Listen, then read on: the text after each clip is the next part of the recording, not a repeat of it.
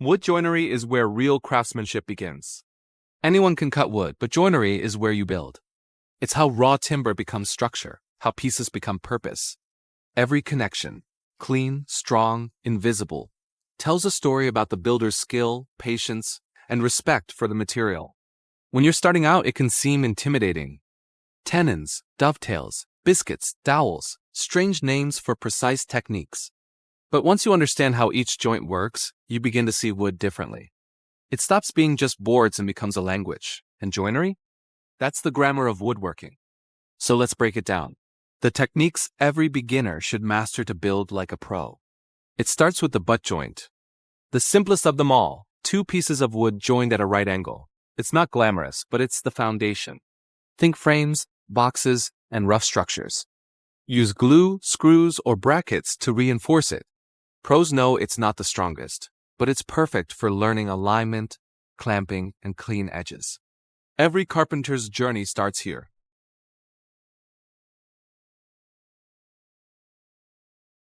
Two 45 cuts meeting to form a clean 90 corner. You'll see it in picture frames, trim, and furniture edges. The trick is precision. If your cuts are even slightly off, the gap will show.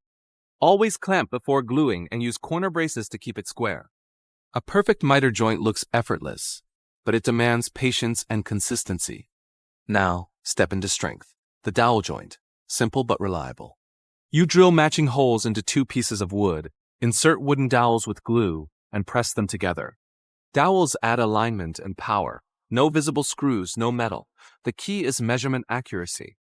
A misaligned dowel means a crooked joint. Use a dowel jig and mark your centers before drilling. Once you master this, you can build tables, chairs, and frames that last decades. Then comes the mortise-and-tenon joint, the mark of real craftsmanship. One piece has a slot, the mortise, the other a tongue, the tenon. They slide together with precision so tight, they barely need glue. This joint has held furniture and temples together for centuries.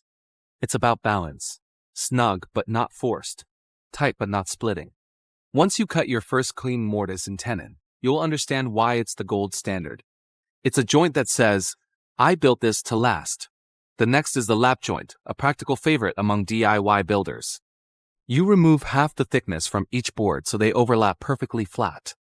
It's ideal for frames, doors, and shelving. Strong, simple, and easy to align. If you're working with limited tools, this joint is your ally. Just remember, precision depth control is everything. Too shallow, and it's weak. Too deep, and you lose stability.